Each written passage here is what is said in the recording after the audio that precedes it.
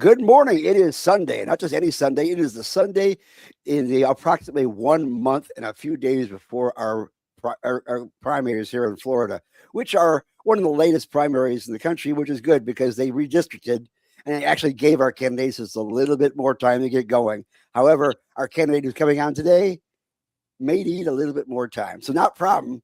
We're going to dig into that and a whole bunch of other shit as we jump into the rotation.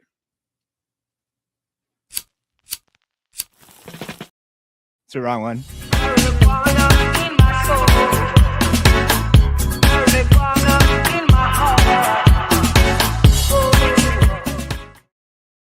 Well, I just got word that the air quality in New York and Chicago and Detroit is just about an inch beyond fatal. But luckily, we can blame the Canadians, which is also always a good thing. But we'll get into that in a minute. My name is Gary Stein. I'm your political director here at Suncoast Normal and the master of public health. And we got our sound effects all on key today. That is so great. And below me, the master of public of business administration and the proprietor of Chillum mushroom and CBD emporium, Carlos Angel Armida. Gracias, yo soy tu papá. And coming to us in the upper left-hand corner from the Coronado, where all water flows, our executive director, Christopher Cano. Chris, how are things going today? Oh man, pretty good. It's good to be back home in Florida. It's been, you see me traveling over the past several weeks through the Appalachians, through the Smoky Mountains. And here in Coronado Springs in Walt Disney World this weekend was the Florida Democratic Party's Leadership Blue Convention, which is their annual get together. Last night was the big gala where Mayor Pete Buttigieg, a former Secretary of Transportation, gave a rousing speech to the crowd. He had some amazing candidates from all over the state who are running from U.S. Senator, for governor, for the cabinet positions, state senators, people running for Congress, state representatives, local candidates, all coming together to try and take back the state from the Florida GOP, from the Ron DeSantis administration. And, half the cabinet in Florida is unelected. So, this November, Floridians will have the opportunity to actually vote for an attorney general that they support. Will actually vote for a CFO that they elect. And I think those are some key things to think about right now is the way the state is being run. If you think you don't like how things are being run in the state of Florida, well, I got news for you. The guy who's supposed to be your lawyer is the governor's former chief of staff, and you did not vote for him. The guy who is your CFO is a former chairman of the Republican Party, and you didn't vote for him.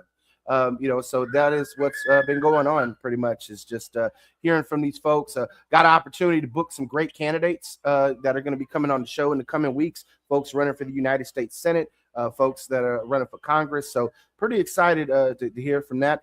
And I know we get a lot of criticism on this show because I have, been an avowed Bernie bro for so long, and I just don't give a fuck. That you have to know that Bernie will not run for president again. I think that's fairly clear by this time. Yeah. Otherwise, he may end up like Mitch McConnell.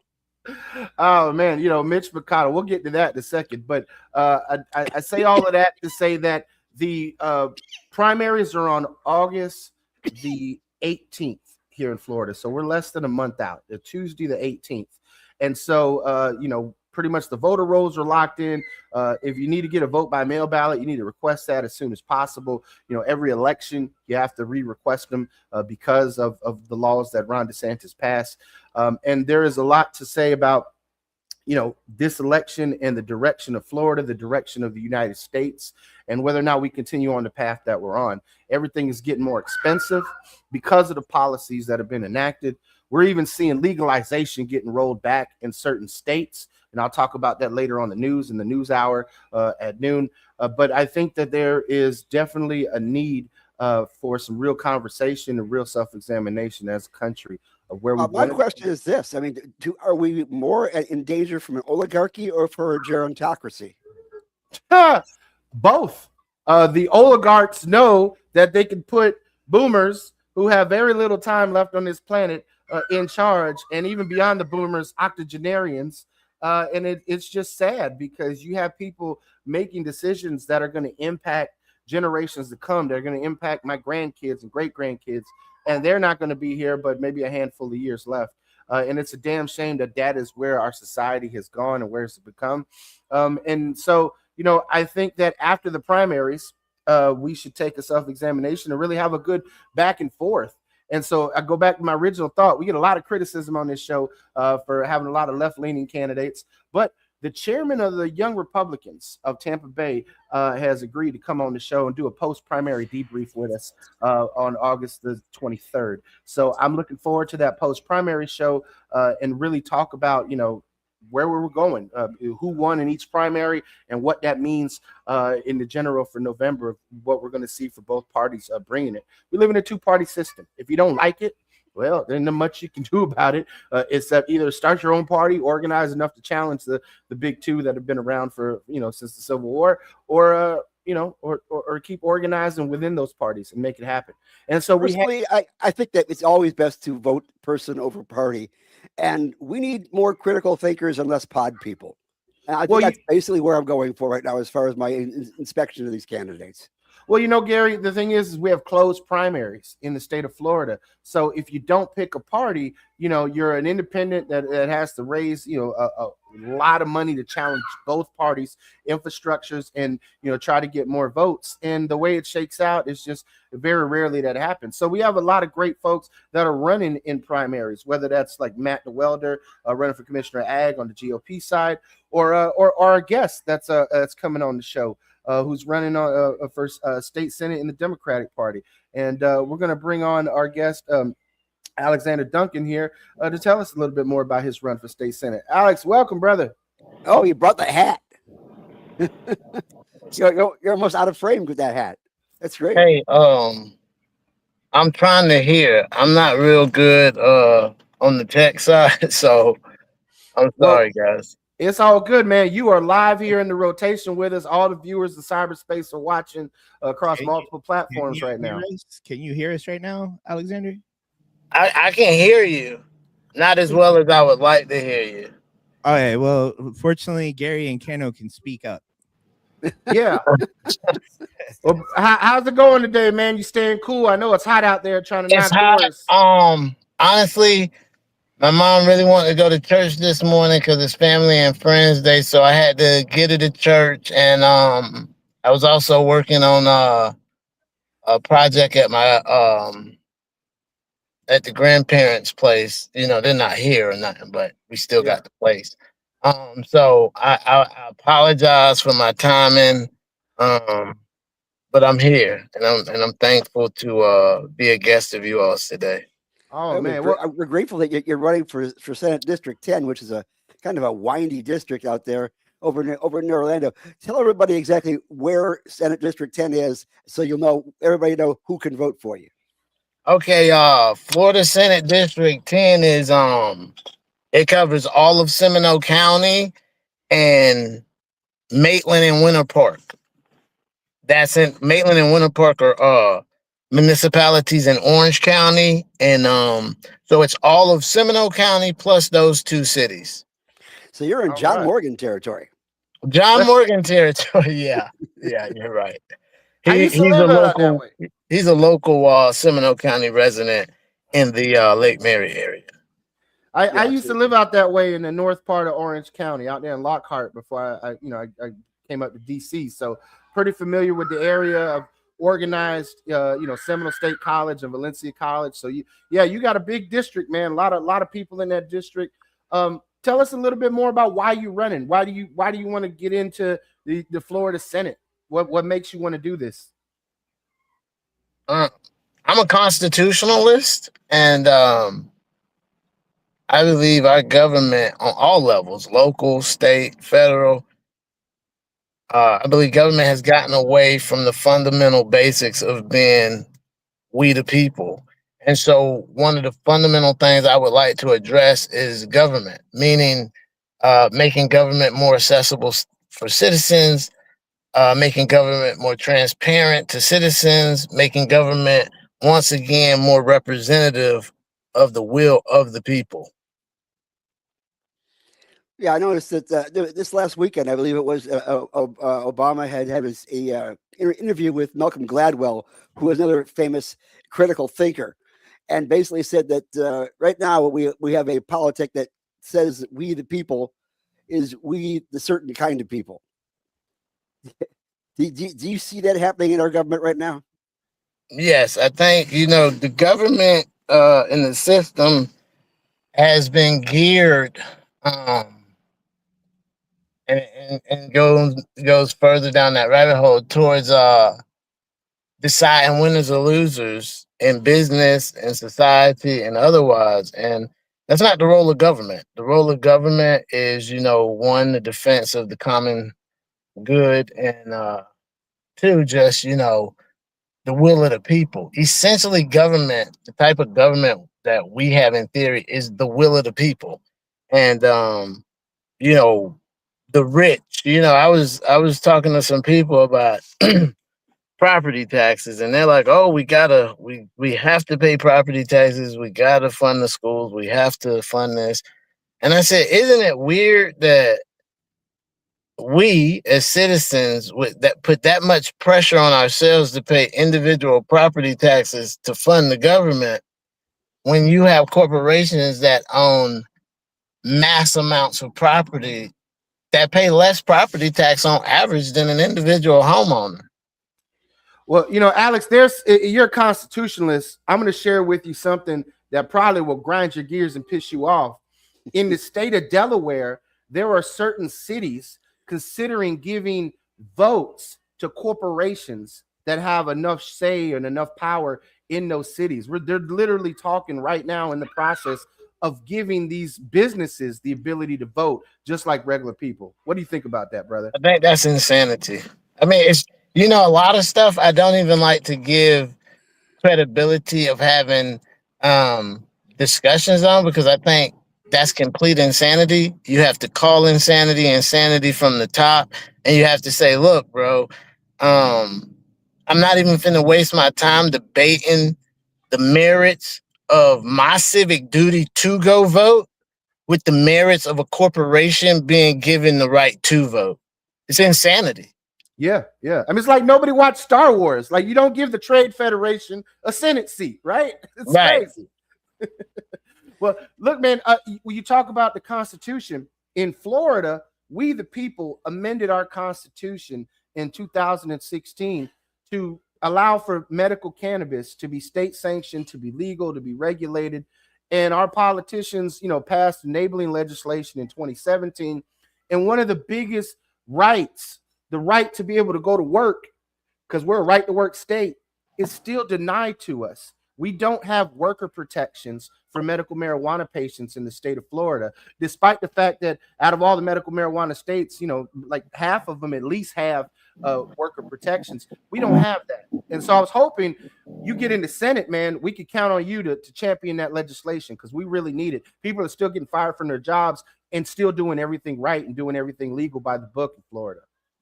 Yeah, I think that's one of those things that I believe it's easy to address, because I think one of the things I tell everybody is that I believe in simplicity in government. And I'm so sorry about how I look. I was like I told you, I was running my mom around, and I've been doing work on the different properties. But listen, I think when you talk about that type of legislation, I think that's when we go in and we just have to have some common sense discussions, and we have to talk about one. I mean, like, let's be honest. Let's look at where we are with marijuana, right? So just because you have some, and I'll put it this way, you have some old heads who are trying to buck the trend of where we're going, right?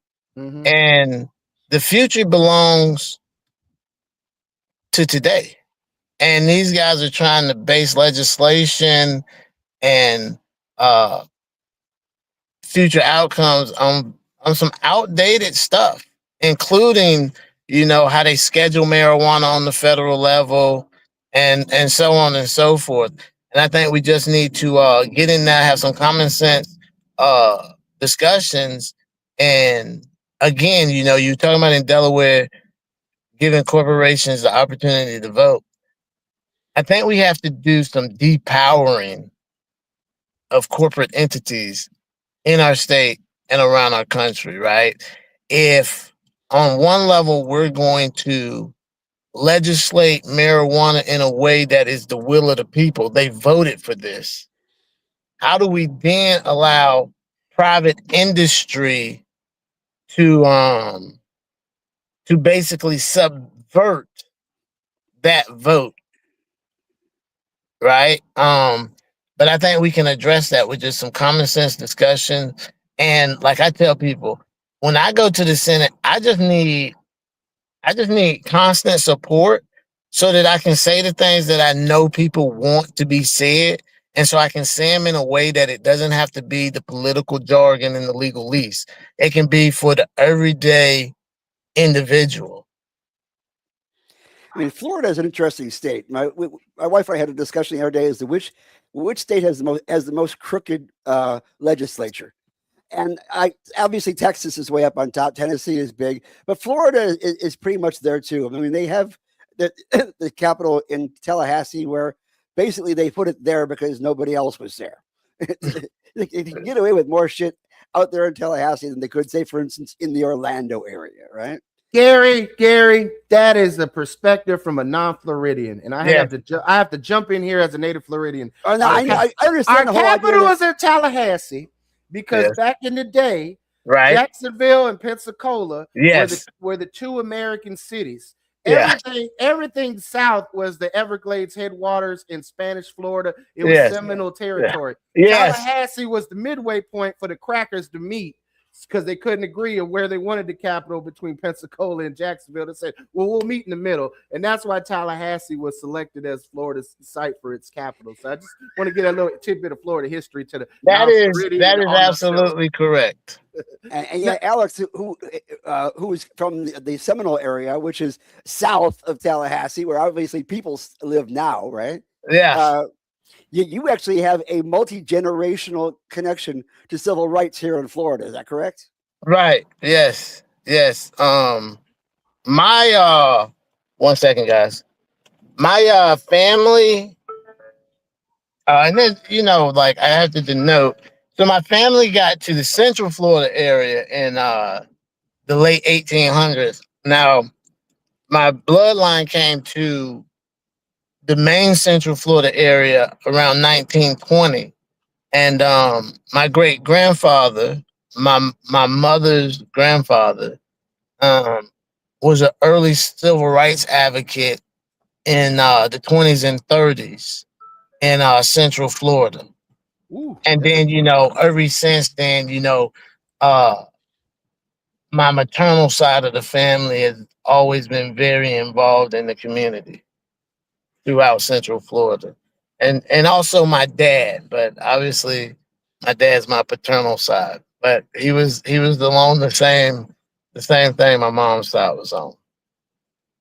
And being a civil rights activist in the early 20th century in Florida is definitely a precarious role to take on. So you definitely come from a long line of brave people. And well, fighters. You know, he was a Garvey Knight. He followed the UNIA. And so, and he was fearless, and he did survive an attempted lynching in 1936, which led to a lot of how our family would be set up for decades and decades to come. And my particular branch just decided to lock in, and you know, they weren't leaving, you know. So there were multiple branches, and most of them decided that when it became a violent struggle. And from the records, my great grandfather was he was not begrudging of violence for violence. So my branch of family that I would descend from was the only branch that decided to remain. Well, you mentioned earlier about not being in a suit, and you running your family around the church, and it's refreshing to see politicians not in suits, not faking it for us. I mean, we've had some real folks on the last couple weeks, and I'm glad we got you on today. I mean, just hearing from your family background and where you come from here and your deep roots in Florida, it's important that we elect real people to office. There are too many empty suits sitting in the people's house in Tallahassee, in the people's Senate in Tallahassee. So I'm glad that we have you on the show today, man. And tell us, what's your top issue, right? You get in there day one. What's the first thing that you're gonna knock down, take the sledgehammer to? What's that first piece of legislation you want to get done? The first thing I want to do, all right, and this is because I'm a constitutionalist and I talk about addressing government. One of the first things I want to do is begin addressing outdated legislation that should not be on the books any longer, right? I want to address that, and I want to address actually amending legislation that we know is off somehow, right? And I'll give you an example. And a lot of times people think I get too deep or go too small, but the correlation between what your public works department does and whether a police has the right to pull you over or not, a lot of people don't think about. If public works is putting crosswalks in the wrong place of stop bars and stop signs, because I go and take pictures to show people that on some streets the stop sign is behind the stop bar. On other streets, the stop sign is in front of the stop bar. And then you get stopped by the cop, and he got either way to say you went over the stop sign or the stop bar. Even, you get what I'm saying? So one of the first things I want to do is to address outdated legislation and address legislation that we know is having a negative impact on citizens. Well, let's talk about one particular piece of legislation that I have been bringing to Tallahassee for years now. And you are someone who lives with a disability. You hurt your hand some years ago, and you're very much into folks who have disabilities. And yet there is still a law on the books from the 1930s, from the Fair Labor Act of 1938, which basically allows employers to get special certificates to pay people with disabilities less than minimum wage, which allows folks like Goodwill to pay people as much as a quarter an hour to work in their stores and things of that sort, just so they can have a job, kind of thing. But it also prevents folks who are well able to be able to go ahead and get a living wage, but it blocks them from doing it. And I have brought it to this to the Speaker of the House, whose brother has a disability, and yet they would do nothing to move on getting rid of those special certificates on a statewide basis, like other states have done. Is that one of the kind of things you'd be working on? Correct. Because let me explain to you, this is going back to a previous answer where I said we have to start depowering corporations from undermining the will of the people, right? And I don't think any reasonable citizen has a problem with anyone who's able to get a job being paid a fair wage on an open market for that employment, right? Because you didn't have to hire them. We're giving the corporations too much power to dictate actual societal outcomes for the benefit of profiteering. And one of the things I want to do is I want to face outdated legislation like that is really nowadays, because I know you said that was from 1938, is lobbyist infused. And this is all a part of me wanting to address government accountability and transparency. I want you to know who voted for what, when they voted for it. I want you to see those votes in real time if you so choose, because we do have the technology to give citizens real-time access to information, data, votes, and so on and so forth. And as a person who suffered a traumatic injury, yeah, I totally feel like I don't think, I'm be honest, I don't think I should be hired for anything that I cannot do at the level that is required. But I do think I should be given a fair wage if I meet the level of requirement that you need me to do this job. And I've had jobs since my injury, and no, I would, yeah, I would definitely address stuff like that. Uh, and I want to address stuff very publicly. So I don't want nobody to think I'm ever going to hide behind political jargon or legalese. I would go in there and straight up say, this is what we're going to do to address you trying to give somebody with a intellectual disability or a physical disability 25 cents an hour. Yeah. Well, you talk about corporate power. Working in multiple states has really opened my eyes. I've had the opportunity to work in Maryland and Virginia, DC, Delaware area, West Virginia, and to see that it differs from state to state how their political contributions work. In Florida, a corporation can write a campaign donation to a candidate no different than a regular citizen. We talk about money in politics. I know in other states, they only allow that if you're not a publicly financed candidate. I know in Florida, we don't really have public financing like that for grassroots candidates, but that is one way we can solve things. Obviously, big government isn't necessarily something that that aligns with what you got going on. But when we talk about corporations and you mentioned lobbying, one of the things that really grinds my gears is to see these multi-state cannabis companies that have gotten into the medical marijuana industry, and they're donating to the same candidates that we see the private prison lobbyists donate to. And why are they doing that? Well, they're doing that to put people like Carlos, who work in the hemp industry, out of business. And I mean, how more un-American can it get than to try and create a monopoly because you got a little bit more market share than folks who are doing it better than you, who are smaller?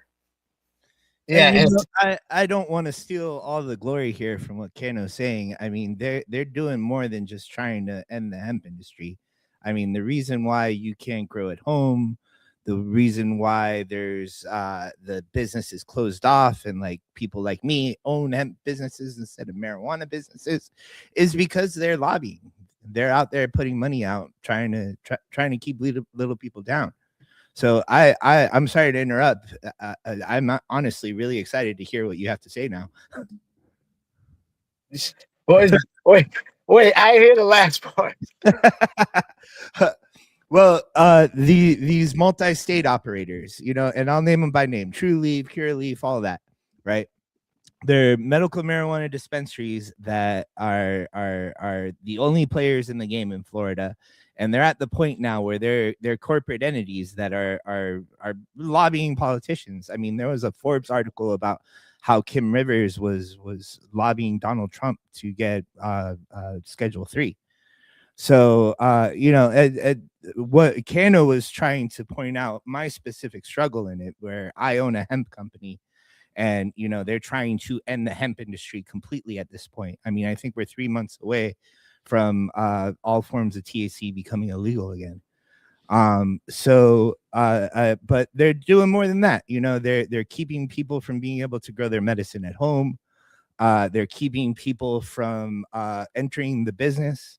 If you're a cannabis grower and you want to grow weed, right, you have to do it through these big corporations. You can't just start your own grow. Correct. Yeah. Right. So when you say that, and we're talking about the lobbyist arms of people like True Leave and all of those guys, right? That's why I don't believe in taking special interest money or lobbyist money.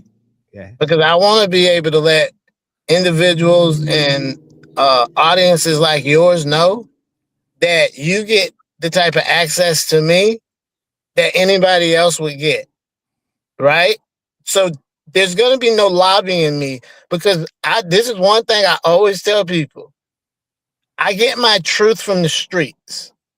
That means I go to, you got to know, I don't know if you guys know my man, I guess you guys would know. I got Steve Edmonds is a huge part of my campaign. He does hemp for water. So over the years, I've definitely got a big education in the hemp industry, right? And this is why I do what I do the way I do it. I don't I don't need anybody to get paid or to make any money to bring an issue to me, educate me on the issue, so that then when I am talking to a truly representative, right, I have more information from small business owners and people in the industry of marijuana to inform me how I want to fight the whole issue of having to cut a deal with FPL and give them back your extra energy when you install solar. That's kind of how I feel about what he just mentioned about growing their own marijuana without having to go through a corporation. Right? I believe that is a part of your constitutional freedom that no corporation gets to have a say or a play in, either as an individual and or as a small business owner in that industry. Right? And I think when we have these common sense discussions and we're really talking about what's in the best interest of the individual American, I think we get to where we're talking about right now. And we get to a place where we can work on legislation that ensures that individuals and small businesses aren't pushed out of any area of that industry, right? And I do believe, you know, everybody, there's a lot of people doing their own diets and stuff now, right? I really don't see the big jump from allowing people to individually decide how they add marijuana into what they have going on, you know? So that's to the point of letting people grow their own marijuana. That's crazy. I'm actually on the weed diet right now. Well, I dig that, right? I mean, that's a great take. If you can put Ozempic in your body, why can't you put cannabis in your body? Why can't that be a healthy regimen for you? And I think this is a great conversation to have with you because you're running as a Democrat, but you're constitutionalist. And that is something that we typically don't get from a lot of Democratic candidates here in Florida. And I think it's refreshing because we have serious constitutional rights around cannabis that are under attack. Most recently was our Second Amendment rights, which was reaffirmed in the U.S. versus Hamani, which, you know, Normal had a big role in that. But the way our constitutional rights under legalization are being shaped really doesn't sit well with my spirit, because you have these big multi-state operators that we talked about that want legalization to look a certain way. Then you have the prohibitionists who have had the ear and the dollars to keep it illegal for so long, shaping these politicians. And so that's why, you know, I wrote a op-ed in High Times, and High Times, I'm thankful for them to publish it, but really, what does legalization look like, and what is the role that we want as we the people? And that's why grassroots organizations like Normal still have a role to play in the 21st century in the legalization movement. And we have to do more, because being a part of this organization is about shaping what legalization looks like. And the rights that we have in Florida that are still under attack, even though we've checked off the box. Yes, Second Amendment's good, but what about your right to not being discriminated against in medical treatment? Because you can still get kicked off an organ transplant list for being a legal medical marijuana patient in this state. You can still have your kids taken away from you for being a medical marijuana patient in this state. I mean, you can still get fired from your job for being a medical marijuana patient in this state. There are so many civil rights and basic human rights that we have that as cannabis users, the government expects for us to give up. And we need constitutionalists like yourself to go back in there and say, hell no. I think one thing we have to remember is, you know, you have these people who try to stigmatize anybody because of their political affiliation, right? You must be a MAGA if you're Republican. You must be some liberal, whatever, if you're a Democrat. Well, I don't allow people to do that to me. I'm a Democrat because I'm a Democrat, and I stand where I stand regardless of any partisan whatever, because I'm an American above everything. Legalization for me would look like this. One, when we start talking about denied medical care, losing a job, kids being taken, I think we go in, and again, we look at current legislation, we get rid of bad legislation, and we bring forth legislation that brings this in balance, right? So I'll give you an example. I'm cool with certain medical denials due to marijuana if it's in line with what we know about whatever procedure it is, right? There's going to be certain medical denials if you come on and you take a certain prescription drug. They're going to be like, we can't do this particular procedure or take this particular organ because so if it's in line with what's medically scientific, because I'm not a doctor, right? So if they're saying, hey, it's only the left feet of people that we'll have to deny if they use marijuana. We can't transplant left feet. I'll understand, right? But if they're just saying blanket, you smoke marijuana, we can't use any of your parts. Again, right? I don't give energy to insanity because I don't have to be a doctor to know that. I know just because somebody smokes some marijuana, that just doesn't deny all. You get what I'm saying? Yeah, so and I want to be clear. They'll take your parts if you're a pot smoker. They won't give you any new parts if you're a pot smoker. Right, and see, that's what I'm saying. If that doesn't line up with you giving new parts to crack smokers, well, no, bro, I'm not with it. Right? You no. I'm sorry, that might not have been the best way to describe it, but I'm just saying, no, that's why I say I need to fight for common sense legislation. I need to fight for legislation where I'm sitting in a room of 1,000 people and we're talking about marijuana and 3/3 of them on one level or another are talking like you three guys, right? That's like a consensus, but the lobbyists and the corporations, they make every small piece of minutia in this debate divisive when most of us as citizens in Florida aren't really trying to be haters or blockers when it comes to the legalization and the legalization of marijuana recreationally and the regulation of marijuana medicinally, right?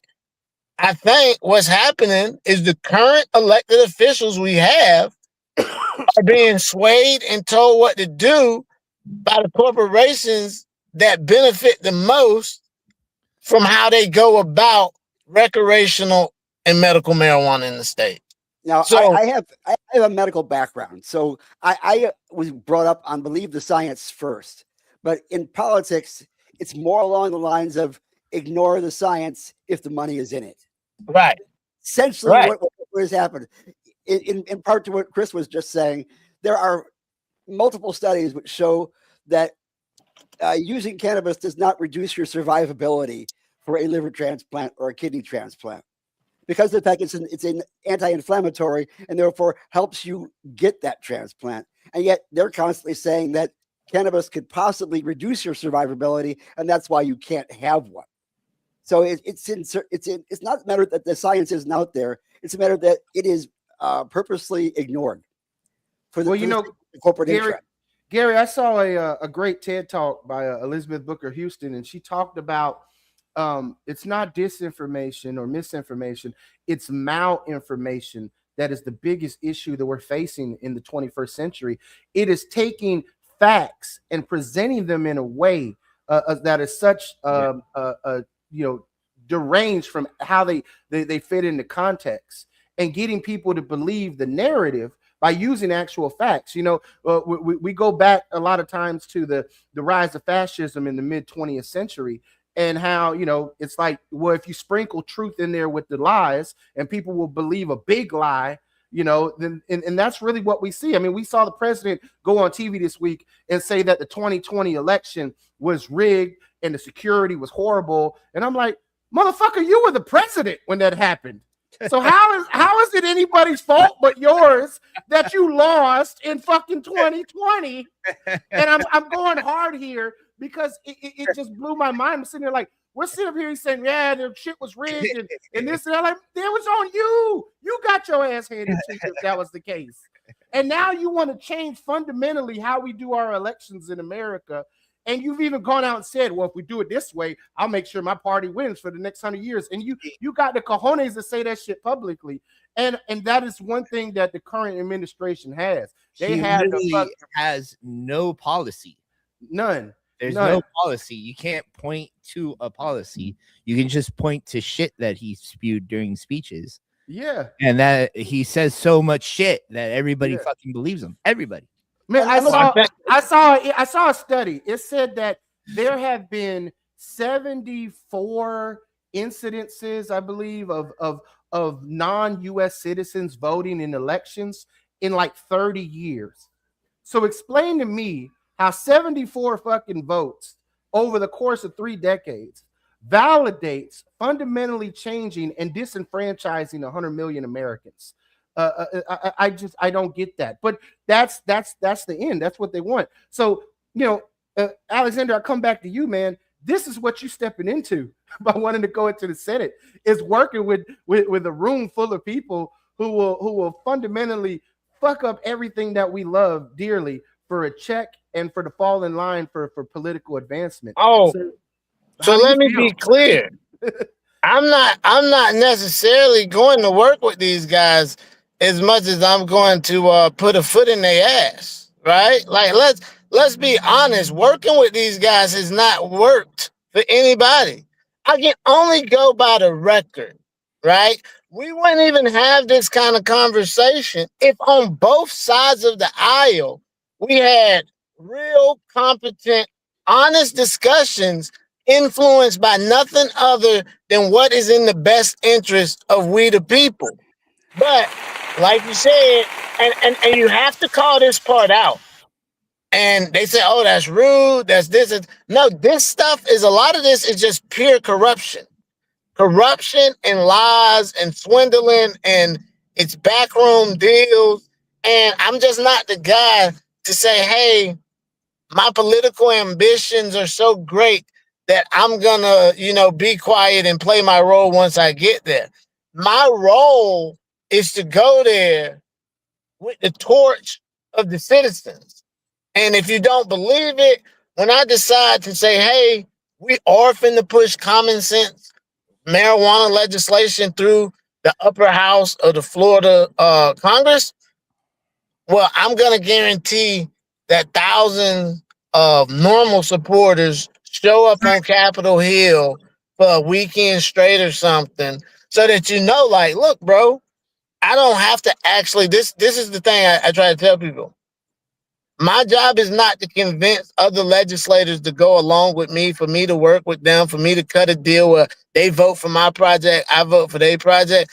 No, I'm supposed to be a good enough politician to where I'm going to make you see what the people want, even with the help of the people, and you're going to give the people what they want.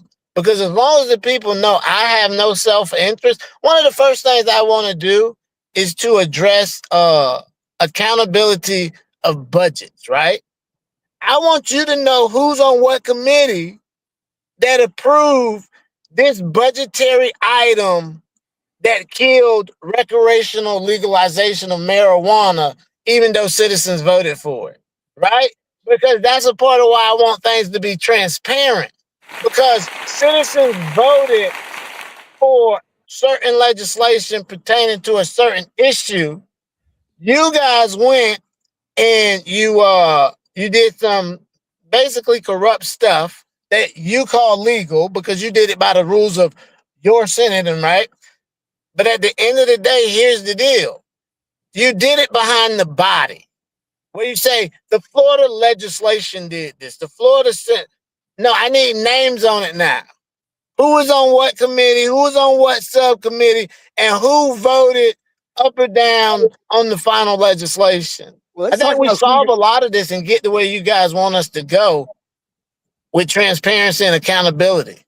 Well, Gary, I know you got a question, but I'm going to go to you in a second. I want to just pause on this for a sec, because there was no greater piece of legislation this session that we show the dysfunction in our system than we passed. It was a watered down bill, but it was still a good bill where it reduced the fees that our veterans pay to get a medical marijuana card. They reduced it to like $15 for a veteran from the $70+ it is now.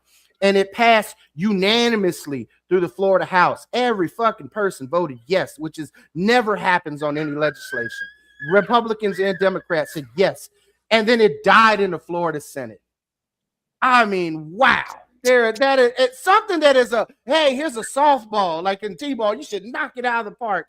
And the Florida Senate couldn't get it together, man. So that's why we need people like you with common sense to go to the Senate, because it still hasn't sit right with me. And session's been over for several months now. Yeah, but you know what? Without you bringing that up, nobody's out here keeping these people accountable for that individual legislation. Part of my job will be, when I talk about transparency, say everybody, you got the people who's in the marijuana, you have the people who are in the sports betting, you have the people. I need to make sure you know who's responsible for what legislation is affecting what's important to you. I don't need you to just say, God dang, it died in the Florida Senate. I need you to be able to say, these are the legislators that caused it to die in the Florida Senate, right? So I believe in giving credit where credit is due, like you did. You gave the Florida House all the credit, Democrat and Republicans alike. You said, yeah, it was a watered down bill. You were just being honest, but I give them credit for coming together and passing the legislation. So that means every individual in the Florida House, because you named that all of them voted unanimously, did that. So we can inform the public. Now tell me who the guys who killed it in the Senate, because I know some people in the Senate voted for it.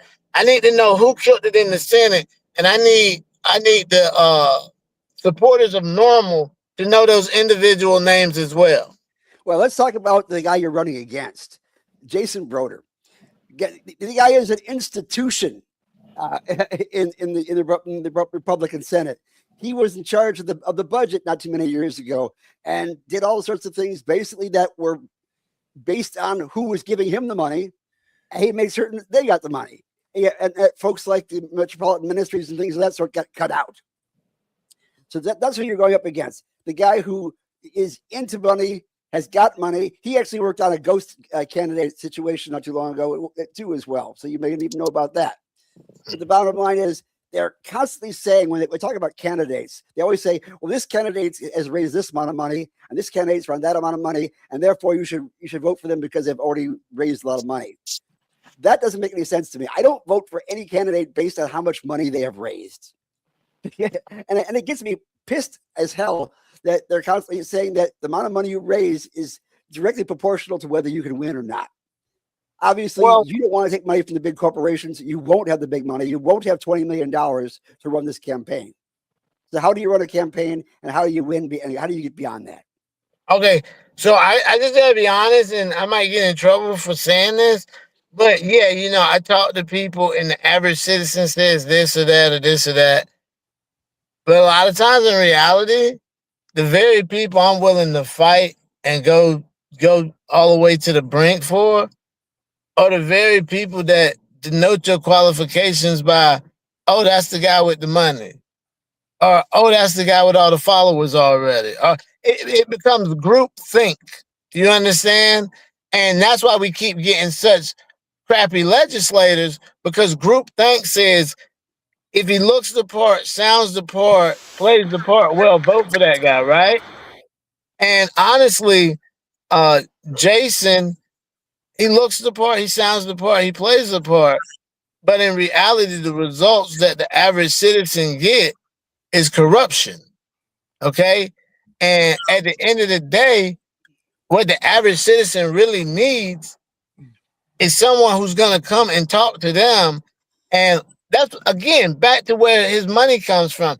That's why I don't take the money. Because FPL, the medical industry, the marijuana industry, nobody from the corporatized side of your part of this world gets to come and sit down with me over anybody else, right? That's why. And so a lot of times, man, people just want to be down with what they believe signifies winning or success. And I'm with the candidate that, and listen, the truth of the matter is Jason should have been out of office, but nobody ever, the Democrats, I'm saying, they never put nobody up that just tells the truth and that says, look, man, this isn't me versus Jason. This is me versus Jason being the face of corruption. Like, let's be honest. You run a ghost candidate scheme. Your best friend is Dorworth, who was caught up in the Joel Greenberg child sex trafficking thing. I mean, when we really start interconnecting these people and talking about the ugly truth of these people, don't tell me how well spoken and how much money he raised when he's on a visitor log to a home in Heathrow that the feds said they were having sex with children in. They might not have said he was doing it, but they say he on the visitors log, right? I mean, let's and he's a current legislator, and the owner of the home is a former legislator. I mean, like, are we being honest? This is again what I'm saying. We're talking about things that are complete insanity. And by us having to have the discussion, we give them credibility as if they're on level with what should be normal in our political orbits, right? Yeah. And this is the chairman. This is the chairman of the Appropriations Committee for the Agriculture, the Environment, and Government. Like, that's fucking ludicrous that this guy has oversight of so many important things that affect the money in this state. And like you said, he's interconnected to these other dirty politicians by one way or another. And it is terrifying to think these are the people that are in charge right now. No, what's terrifying is to think that we live among other citizens that will reelect these type of people repeatedly. Knowing that, okay, this guy, everybody around him except him got arrested or indicted or whatever with the ghost candidate scheme. But it's okay. He was just, a bunch of people got in trouble around that house in Heathrow. He connected it. But it's like, if it was me, you say, oh, well, H, you must have did something. You keep getting caught around the bad guys. You just ain't getting in trouble. But for some reason, this guy's worthy, and others, he's not the only one, of getting reelected. Well, I can honestly say it was interesting the fact that Artillis, who did get knocked down for that kind of situation, who did get his jurisprudence and was adjudicated guilty, when he left office, one of the first things he did, he became a lobbyist for the cannabis industry. Right. And a fun fact, if he was at a party on the night of the election results in Lake Mary with Jason. Not unusual. So here's the question, though. You don't have a ton of money because you're not getting it from the corporations. So how can people support you in this challenge you have right now to get into office and to change things in Tallahassee? Well, they can always go to my website, and they can use that one. The one we prefer is Duncan2026.com. And they can volunteer, they can donate money. One of the most important things, though, is just word of mouth. Just word of mouth is so valuable to people. And also, people can call me. My phone number is 407-404-1295. Because honestly, like I tell people all the time, I do this year round. Win, lose, or draw an election, me fighting for the constitutional well-being and best interest of all citizens is what I do. That's what I do. Now, these other people, they do it in the professional sense of it's about money, power, prestige, right? That's not what it's about for me, because like I feel like I got a good life. I feel like my daughters have a good life. And I feel like when you have a good life, you pay it forward in the best way possible, right? And that's what I'm trying to do by making sure I try to empower communities through greater access to their government. I try to create better government through accountability of elected officials and transparency, and that I'm honest with citizens, and that I make all of this stuff as simple as I can for them.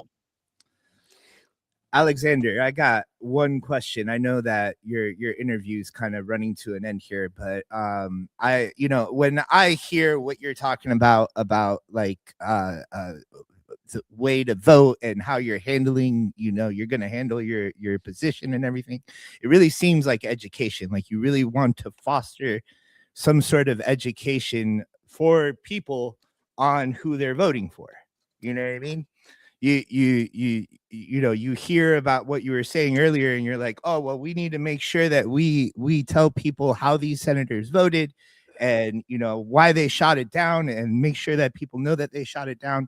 And there's a and you're right, there is a huge disconnect between what these politicians are saying and what they're doing. And I commend you for wanting to help that education, but on the other side of the coin, how can voters educate themselves? Oh, voters got to educate. It's real simple. They got to have the will. They simply have to have the will, right? I mean, besides that, we can't force feed them. We can't talk them into it. They just have to have the will that it's important enough on whether it's their local level, state level. It's important enough to know who and what they're voting for and why. Right? I think the simplest thing you can do in your civic duty is your due diligence in going to vote. I don't care if you don't volunteer or participate in anything else in your community. If you would please do the due diligence to research candidates and issues that are going to be on your ballot and vote that way in real time. Besides that, the only thing we can do is hope for the best, that people will have the will to do just that. Now, I understand that the deadline for registering to vote for this primary election is July 20th. Is that correct, Chris? Right. Yeah. We need to get done tomorrow. Tomorrow, 5 o'clock. Like they're going to close out the voter rolls. So get to your supervisor of elections. Find a voter registration organization, whatever that may be, but get in and fill out your voter registration form tomorrow. Go on to your local website today and for your supervisor of elections and find out where to go vote. So you can vote for H. Alexander Duncan. It's obviously the Florida Democratic primary election.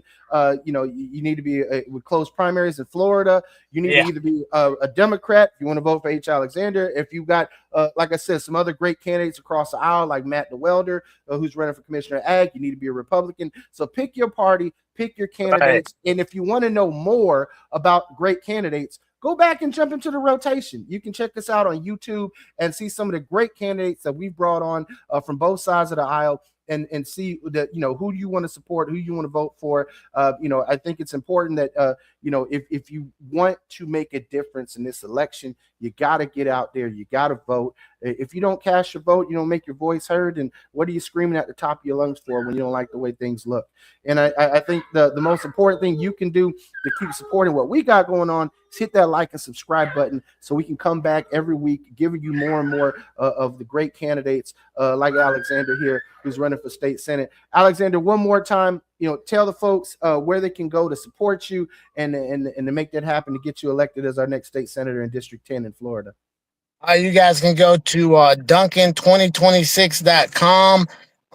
You can call my phone number, or you all can follow me on any of my actual personal social media pages. I do believe in public transparency of everything I do, so all my stuff is public. Email address, mailing address, phone number, and and you can reach out to me personally. You'll never have to go through anybody. I don't care where I go in this. That's how you can help it. Like, pass the word out, visit the website, donate. I'm just a grassroots guy. I like you guys giving a shout out to Matt DeWelder. I am in a partisan primary, but I'm not a partisan person. That's the reason why Steve Edmonds reached out to us in regards to your candidacy. And we're friends with Steve. He can be a big pain in the ass sometimes. I love Steve. Nah, Gary, Steve is awesome. Fuck that. He's a pain in the ass. Yeah. Steve can be tough, but I've learned to be able to deal with Steve. And Steve is really big on the hemp issue and the environment. He's really educated me a lot in the hemp area. I love working with him environmentally. And But yeah, you guys are right. Steve can be tough, man. Well, you know, we need tough people to stick to their morals, their values, to have that compass, and know what they stand for. And you know, Alexander, you're definitely one of those people. So we appreciate you jumping in the rotation with us. You know, after the primary is over, we hope we can have you back, take a victory lap, and then you know, I have you bring it home in November, and then we'll have you back on after that as hopefully our next state senator elect. Hey, I hope all of that works out so that one of you guys, we can piss off the establishment. One of you guys stand on stage with me as my newest marijuana advisor at the win in November. Man, and the fact that you got a staunch libertarian on board with your campaign means a lot, because as an independent, I think that we actually do rule the world, because sometimes the partisan world is just too damn divisive. Yes. And ironically enough, yeah, I'm the Democrat, Gary's the independent, Carlos is the Republican. We're a diverse show. I don't know why people give us so much shit about being ultra liberal. I think they're just mad that we're normal Americans. And this felt like a very normal conversation, right? Like people was kind of like, I agree with him, not fully, right? And you know, you guys came with some of the questions that were the same, but different perspectives. And I feel that, and that's why I say these conversations here is what I want to inform how I legislate in Tallahassee. Well, awesome, man. We're glad to have you. I mean, with all of that, Carlos, I think it's time for the normal news.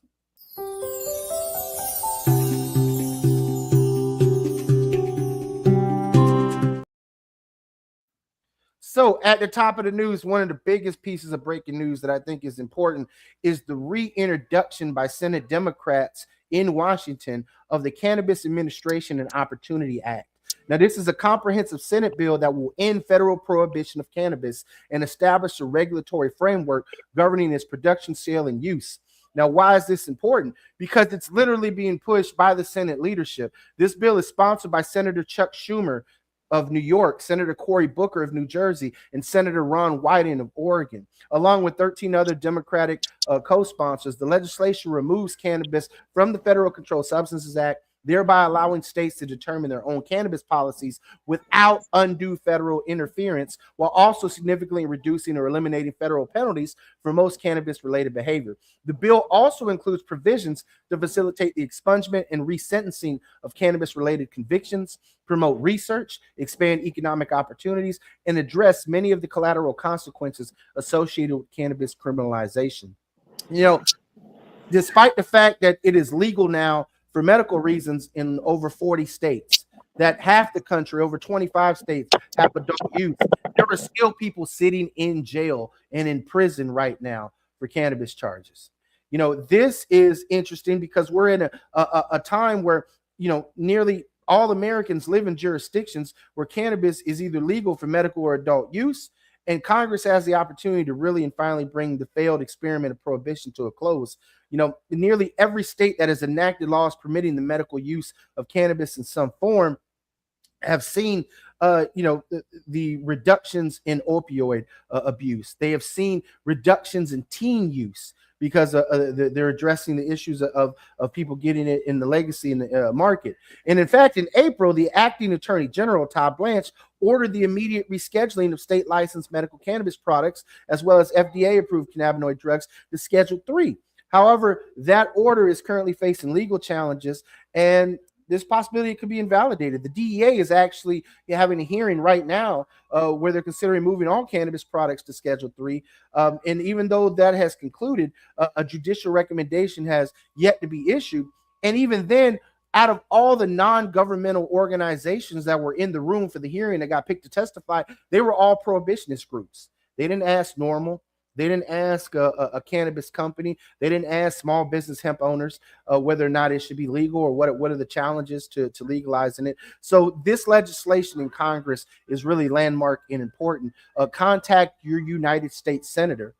And I just want to say, if you're Floridian, contact Rick Scott. Contact Senator Ashley Moody, who is currently up for election, and see what kind of response you get when you ask them to support the Cannabis Administration and Opportunity Act. You know, I would love to hear from folks and listeners. If you do that this week, come on next week and comment and tell us, in the comments or what they say. You'll be surprised. And after you do that, I'm pretty sure you'll be like, yeah, that's why I'm going to vote on the other side of the aisle this election, because it is just mind-boggling to see the miseducation that some of our senators have.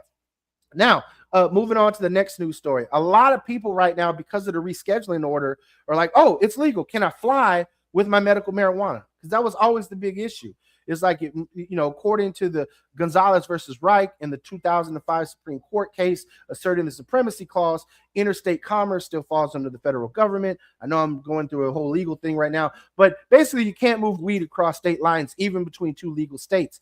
But now with this Schedule 3 order that President Trump has signed, can you? Well, there's been a recent update to TSA's website. Many people now believe they can legally fly with medical cannabis.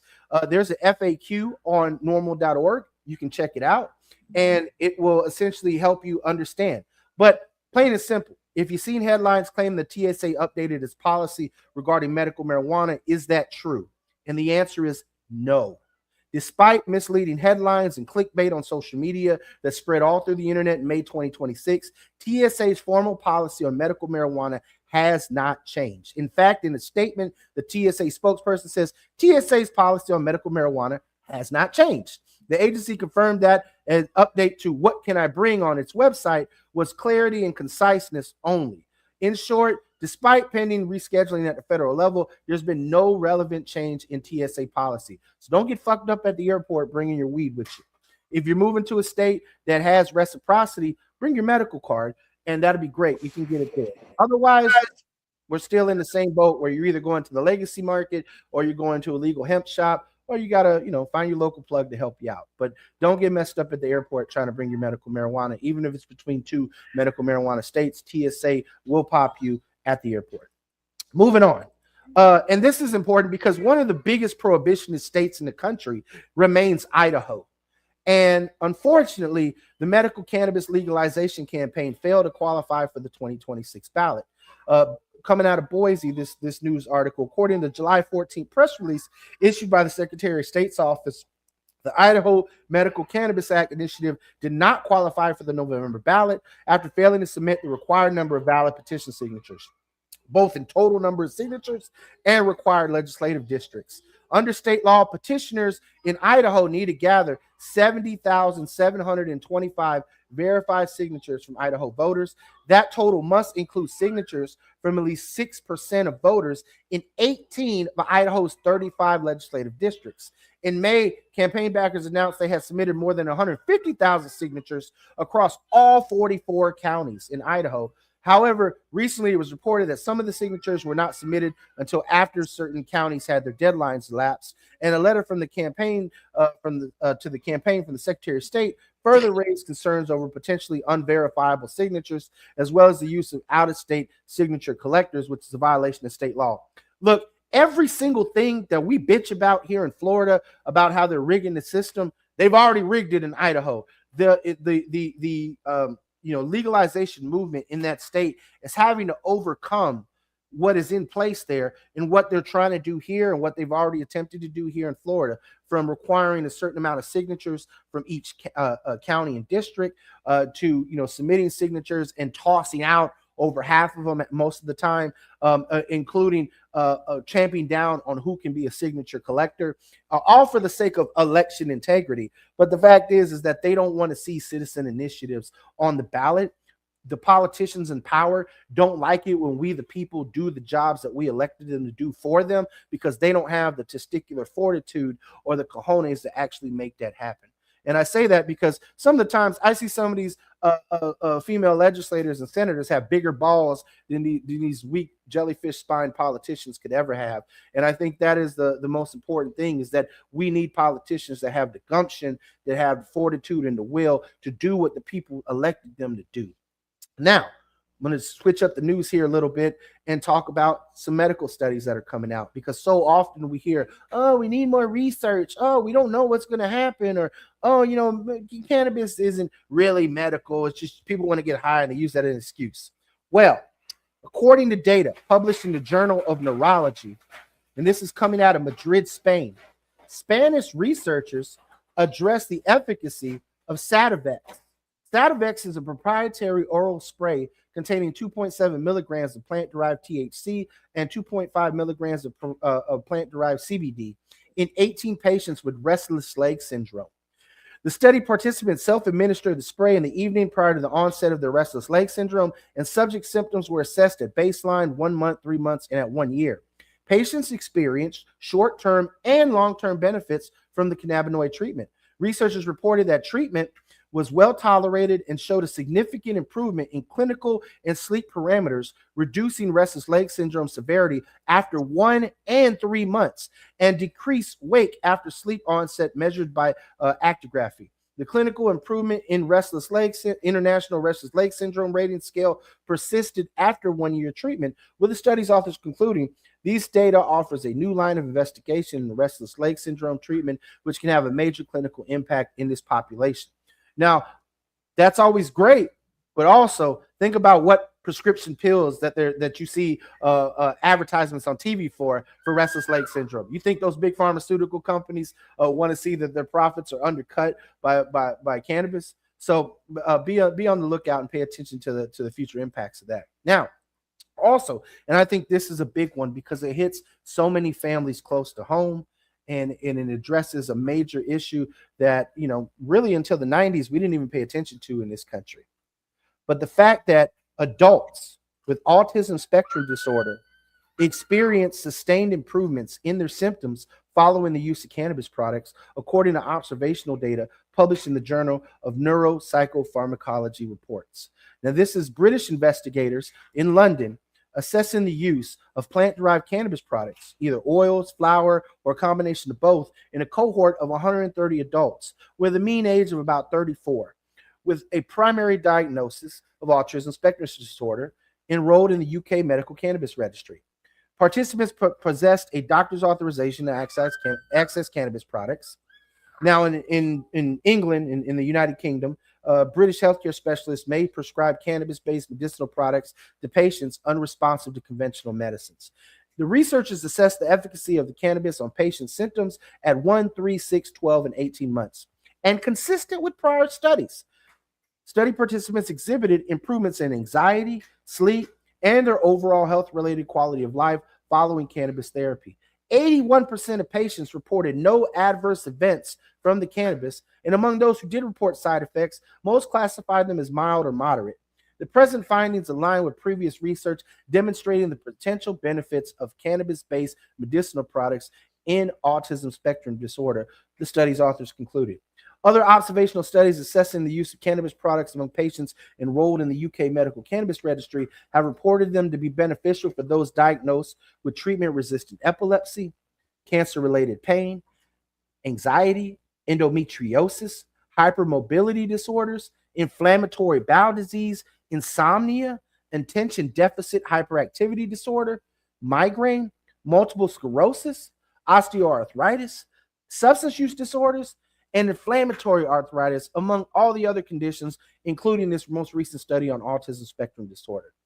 If you want to read more, go to normal.org, sign up for our weekend reads and news alerts so you can get these same news stories. But I think it's important that we definitely understand and see that there is so much great research being done, and that politicians will consistently bullshit us in telling us that we need to do more research. What we need to do is get those bastards out of office and put regular, everyday working citizens like the guests that we've had on this show over the past few weeks in office. So then that way we can address the public policy issues that they are falling short on, especially when it comes to medical cannabis and making sure that everybody has safe, affordable access, that we have truth in labeling laws so you're not smoking booth that's been sprayed with terps and extra cannabinoids that haven't been sprayed with fungicides and herbicides that are totally legal according to the Department of Agriculture, but should not be on someone who has cancer's medicine. And I think this is where we are right now. And I talked about it in my op-ed in High Times, and I'm going to continue to harp on it, is that being a normal member is being a part of shaping what legalization looks like in the 21st century. Because as long as we have dispensaries that look like iPhone and Apple stores, and people are in jail for trying to pay their bills with weed money, despite the fact that billion-dollar companies exist paying their bills and their investors with weed money is absolutely just unconscionable as freedom-loving Americans. We have to do better, we the people, in holding accountability possible. Now, politics got us into this. Politics is going to have to get us out of this. And I know that there are some great folks out there who work on the Normal National Legal Committee, who are amazing attorneys who have been doing this work for decades, including our founder, Keith Strop, who in his 80s is still kicking ass and taking names and helping us run this organization.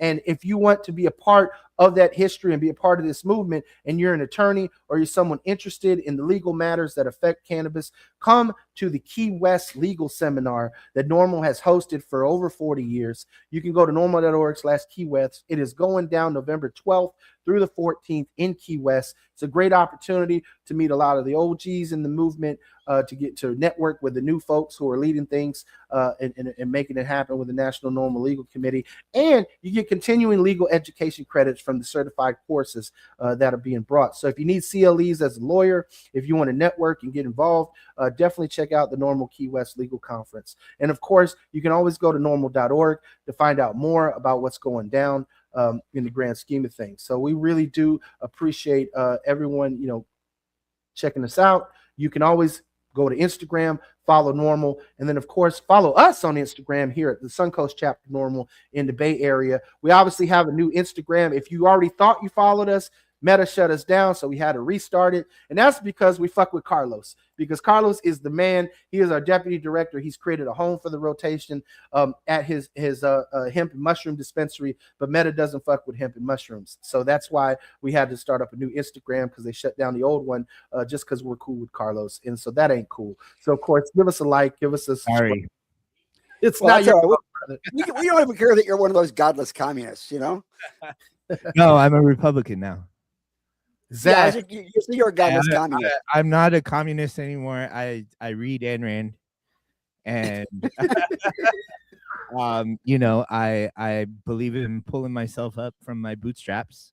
But do you understand Ayn Rand? That's the other thing. Yeah, I believe she said you got to make sure that corporations don't pay taxes and can make all the money, and there's no more small business.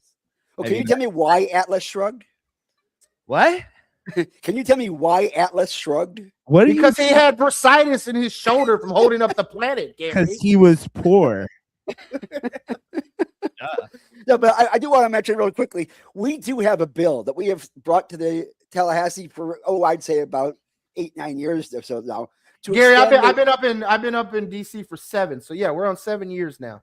So the bottom line is that we have about 35 different conditions proven by research to be affected by cannabis in a positive manner that we have brought to Tallahassee to say these need to be added to the number of qualifying conditions, not just the 8 plus the similar nature conditions.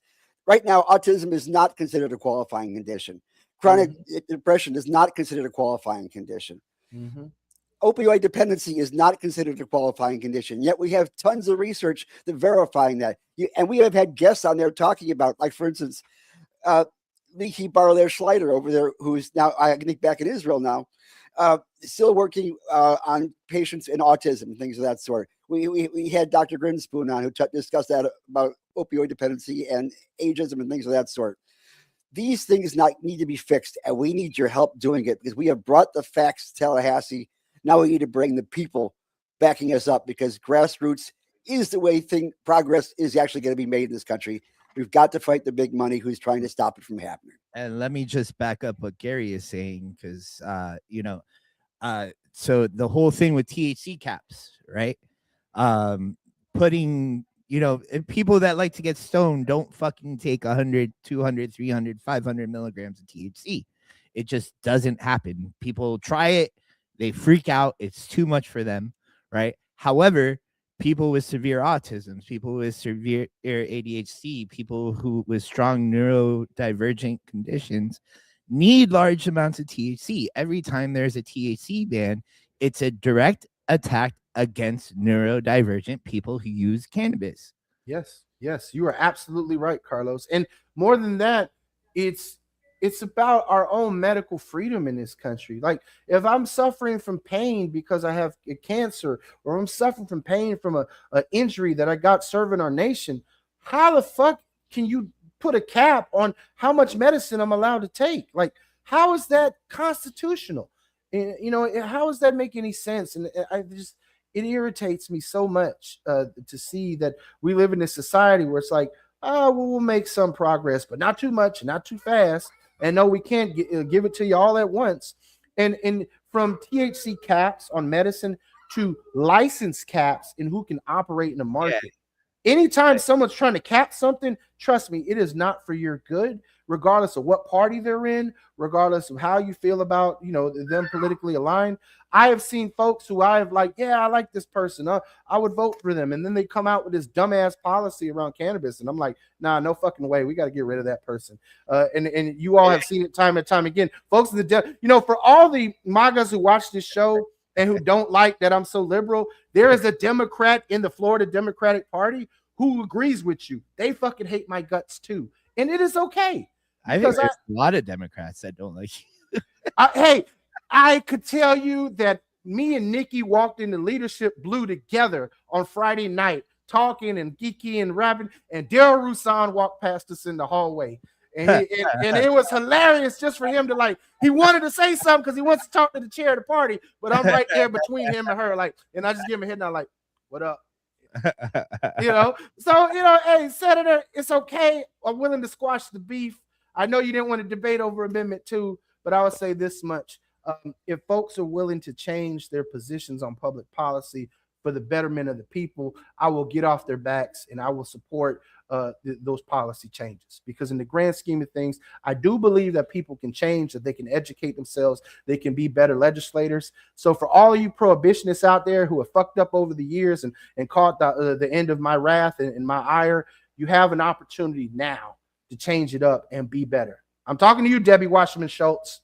I'm talking to you, every single last one of you shitty prohibitionist Democrats out there, and even you shitty prohibitionist Republicans.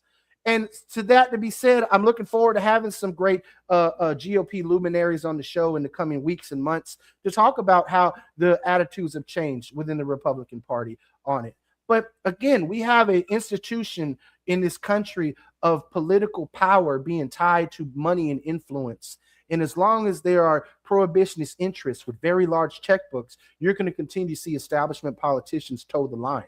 I mean, hell, I was actually talking to a Republican about this. President Trump, all credit given, is the only president to legalize hemp and reschedule cannabis. Props. He's also the only president to make hemp illegal again. So I mean, you know, there is a lot to be said about how money is influencing our politics and where we're going to go with this.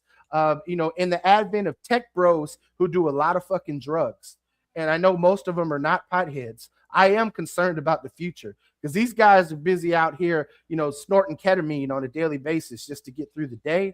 And then God forbid they hit a joint on a podcast and their stocks drop, you know, 5 points. So I don't know where we're going, but I do know that we need you, the people, to make the difference. And being a normal member is one of the biggest things that you can do right now to make a difference. Join a grassroots organization in an effort to actually elect the right people to join and be, you know, with a group of folks who are like-minded and have a safe space where you can network. And we are going to have and resume our regular membership meetings this fall over Zoom. I'm pretty excited to you know, bring folks together again. We'll definitely have a member session before the end of the year and bring folks together. We've bring you great events all throughout the year, whether it has been, you know, lobby days, or whether it has been the best blunt and debate rolling competition, which this year we had an amazing 40-minute dabathon, which, Carlos, thank you for sponsoring that. I didn't think that there would be anybody who could stand for 40 minutes, but shout out to Big Daddy Dix, who won our dabathon this year. He really brought it, and he's been a judge for the past 2 years. So that's fantastic. If you want the whole time, it was crazy. Like, yeah, it was. Yeah, I mean, I think our first contestant tapped out after 5. The next person tapped out after 15, and then, you know, the rest of the thing was just a head-up competition of just iron lungs. And you know, that is one thing that I want to talk about and leave with this closing thought. regardless of what your method of ingestion is, whether you prefer to roll up a joint or a big fat blunt, or you like to mix it with your tobacco and smoke a spliff, or you're like Carlos and you like to do violent dabs. Okay. And I say violent dabs because if Carlos ever gives you a dab, like a personal one, not one at the shop, because the ones at the shop are mellow, they're the right temperature, he tunes it up. But if you're a friend and you see Carlos pull out that blowtorch, just know he's about to fuck your day up. But yeah, he does hollow point dabs. I mean, yeah. And that being said, it's like, I think as cannabis consumers, we got to stop discriminating against each other's method of ingestion, to each their own. And I think that is the libertarian nature, if you will, the constitutionalist idea of like, hey, man, smoke it how you like it and get it how you live.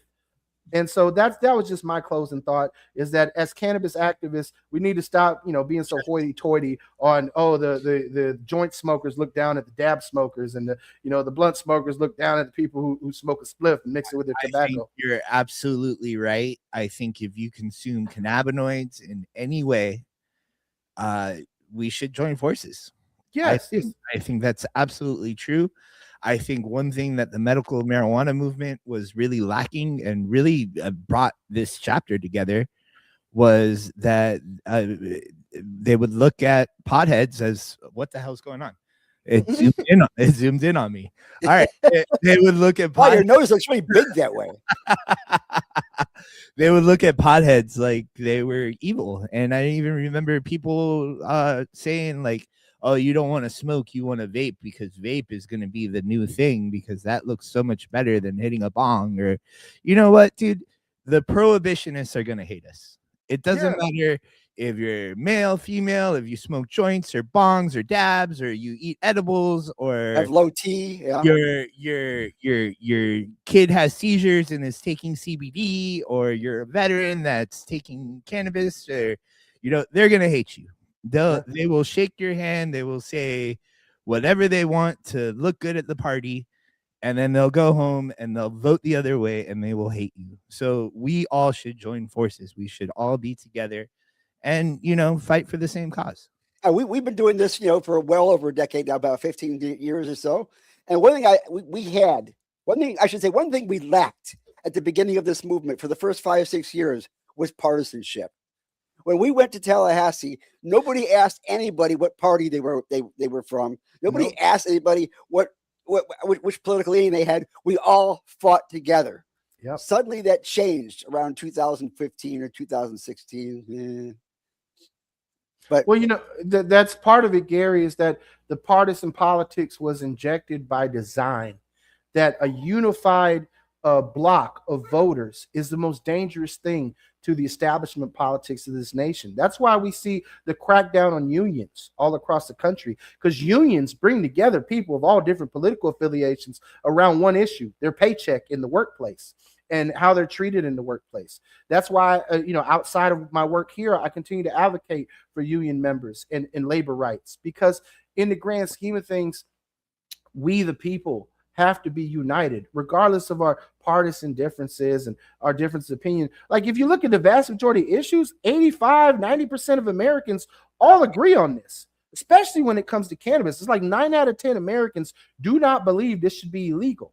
Now, where you start to see some numbers change is what kind of legalization. Is it medical? Is it adult use? Even 7 out of 10 Americans believe adult use should happen. So we're in the majority, but for some reason, the establishment politicians make us feel as cannabis consumers like we're this small minority of people, and that this is a dirty secret that we have to keep. And it's like, nah, come out the green closet. If you're a cannabis consumer, be a cannabis consumer. I was so proud of Mayor Mamdani during the debates before he was mayor to have the fucking balls to say, yeah, I do shop at a dispensary. As a matter of fact, shout out to my dispensary on 125th Street. And I'm looking forward to going by there after this debate and picking up some, I just, however that shakes out, I think we need more genuineness. And that's why I was glad we had our guest on today. Just being a genuine person and saying, look, I don't know everything, but I do know that I'm willing to listen. And we need more people in office like that. So I'm looking forward to the coming weeks, because we're going to have people who are running for United States Congress, people who are running to be your United States Senator. We're going to have people running to be your state senators and your state representatives. We're going to have folks in the coming weeks wanting to be county commissioners. We're even going to have, and I'm telling you this right now, before the end of the election, even folks who want to run for the highest offices in this state going to be coming on the show. So I am pretty excited to everything that we got going on in the rotation, but we can't do it without your support. So, if you got $5, $10, 15, we appreciate the support. We appreciate the donations. It goes a long way. I don't take a salary to do this job. Neither does Gary or Carlos. Neither do any of our board members. We volunteer our time, and we're going to remain soldiers in this fight until the war is won, but we can't do it without you. So donate your time, your treasure, your talent. You can do that by becoming a member. And if you can't do none of that, do the easiest thing in the world and hit that like, share, subscribe button. Tune into the rotation each and every week. Carlos, you have the last word as always. Legalize it. And Spudheads, we have your back. Don't worry about it, Boise boys. We know what you're going through. We feel your pain. Idaho is not hell. We have our own private Idaho right here in Florida. We're going to make that happen. We're going to legalize it.